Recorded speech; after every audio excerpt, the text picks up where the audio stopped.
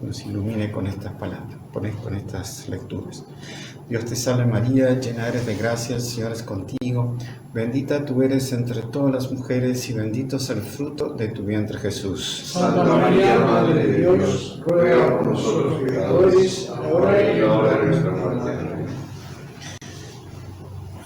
Recuerda hacer el clic en me gusta y compartir la misa para ser apostolado también con nuestras amistades, parientes, también suscribirse al canal. Estas lecturas que tienen muchas lecciones para sacar aquí, pero podemos comenzar por el Evangelio con lo que Jesús les dice a los apóstoles cuando hace este primer envío para hacer misión. Primero elige a los apóstoles, que eran los más cercanos a Jesús, y les envía con las siguientes instrucciones: no vayan a las regiones paganas ni entren a ninguna casa de samaritanos. Vayan en cambio a las ovejas perdidas del pueblo de Israel.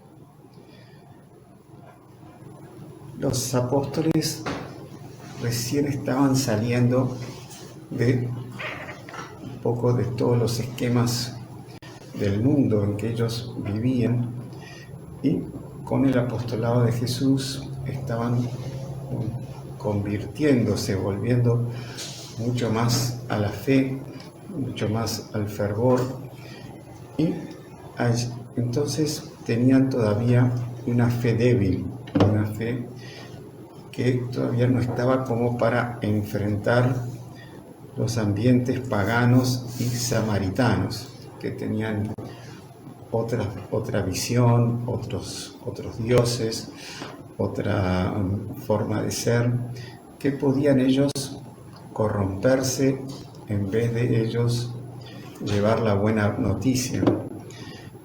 O sea que sería contraproducente para el alma de ellos, para la vida espiritual de ellos, entrar por esos ambientes.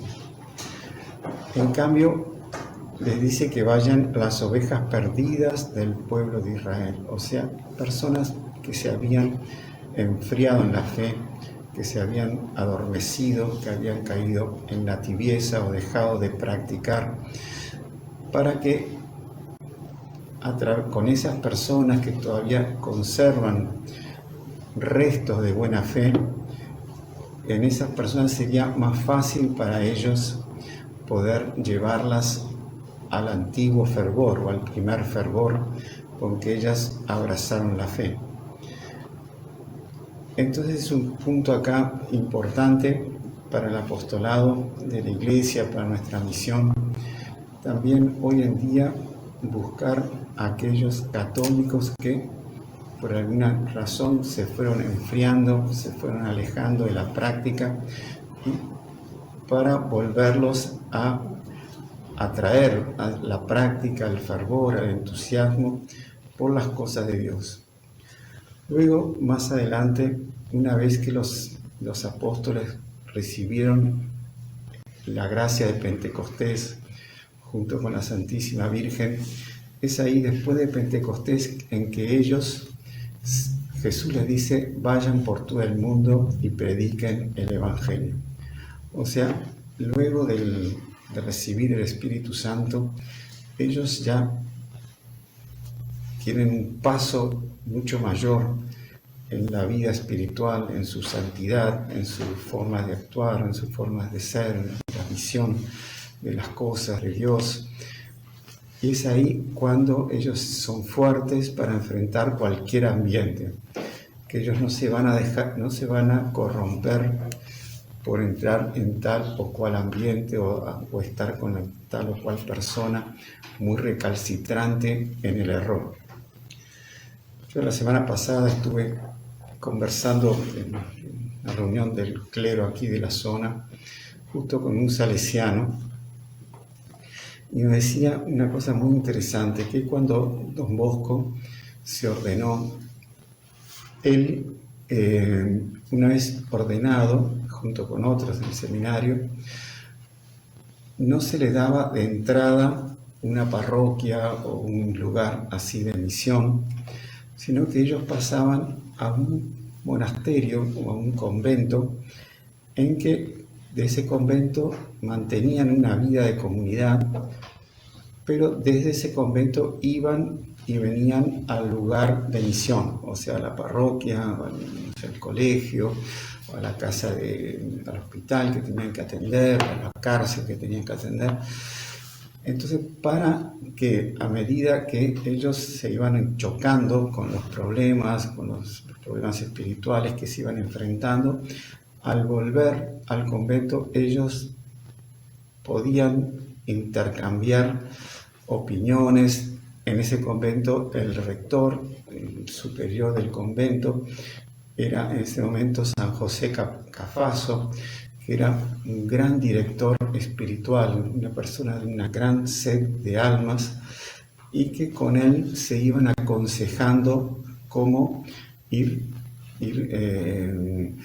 solucionando los problemas que se iban presentando. Entonces, era la prudencia de la iglesia, se llamaban los padres convictos, porque estaban como que todavía en post-seminario, vendría a ser. Y con eso ellos se iban entrenando en el apostolado. Bueno, acá Jesús está haciendo algo parecido, o sea, en el sentido que primero los larga a la gente más cercana a ellos. Y una vez que están firmes en la fe, se lanzan por todo el mundo a predicar el Evangelio. Entonces, ese punto es muy importante también para nuestra vida espiritual, porque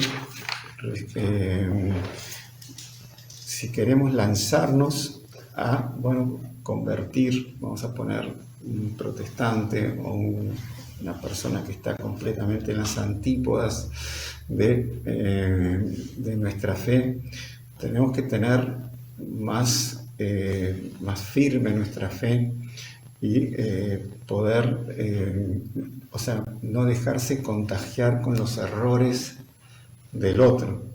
Hay una oración muy linda que se reza antes de atender confesiones, pidiendo a Dios, a través de la Virgen, ayuda para resolver los problemas que se presentan. Y una parte de la oración dice: haz que no me pierda, que salve a otros y yo no pierda mi alma al tomar contacto con tantos pecados, con tantas miserias de los hombres como se dan en la confesión. Entonces, ese punto es muy importante en nuestra vida espiritual para que nosotros no hagamos imprudencias, para que nosotros tengamos un cuidado con nuestra vida espiritual, de protegerla contra todos los ataques del demonio, el mundo y la carne. En la lectura del Génesis vemos cómo Jesús, como Dios, ayuda a José. José era primer ministro del reino de Egipto, y el faraón le había dado todo tipo de poderes porque le había resuelto los sueños que el faraón tenía y que nadie sabía interpretarlos. Y ahí José, después de haber sido vendido por los hermanos, tirado a un pozo, después pasa como sirviente a la casa también de un primer ministro del faraón, después lo calumnia, la esposa de ese primer ministro lo calumnia, José termina en la cárcel. En la cárcel es cuando le resuelve el caso al faraón del famoso sueño de las vacas flacas y las vacas gordas. El faraón de pronto ve por un lado vacas gordas y luego ve salir de un lugar, creo que era un río, no me acuerdo bien el detalle, vacas flacas. Y ahí José le interpreta el sueño, que significa que Egipto iba a tener unos años de mucha abundancia, de prosperidad, y luego va a venir unos años de sequía, de hambre. Entonces tenía que guardar en los graneros la cosecha de esos años buenos para luego en los años de hambre tener alimento. Y bueno, fue así que se dio que después de los años de abundancia vinieron 7 años de hambre. Y el faraón le dice a las personas, vayan a José y hagan lo que él les diga. Y es muy interesante lo que también para nuestra vida espiritual, todo esa peripecia que pasa José, que es vendido por los hermanos lo quieren matar, después lo ponen en la cárcel, después termina como primer ministro, ahora aparecen los hermanos, José al principio no se da a conocer, como dice aquí el Salmo, el Señor frustra el designio de las naciones y deshace los planes de los pueblos, pero el designio del Señor permanece para siempre y sus planes a lo largo de las generaciones. O sea, José pasó por toda una serie de vueltas, ¿no?, hasta que Dios lo puso en el centro de todos los acontecimientos. Bueno, también nosotros, la Iglesia también pasa a lo largo de estos 20 siglos, pasó por situaciones en que parecía la Iglesia muerta completamente, o sea, los papas siendo martirizados y venía otro papa y todos los primeros papas prácticamente fueron todos mártires y persecuciones y problemas internos, y siempre la palabra de Dios y siempre los designios de Dios sobre ella se van cumpliendo a lo largo de las generaciones. Bueno, entonces pidamos mucho al Espíritu Santo los dones para hacer el apostolado que la Iglesia quiere, que Dios quiere, sabiendo que todo depende del Espíritu Santo y de Dios. Podemos pasar por tiempos de sequía, por tiempos en que no entra nadie a la iglesia con pocas vocaciones. Bueno, después vendrán tiempos de abundancia, pero no va a ser por nuestro ingenio o nuestra astucia, sino que va a ser por la gracia y los dones que el Espíritu Santo derramará. Es lo que nosotros todos esperamos con el reino de María, el triunfo del corazón inmaculado de María en el mundo entero. Entonces tengamos esa confianza en que los designios de Dios permanecen para siempre. Ave María Purísima. Sin pecado concebida.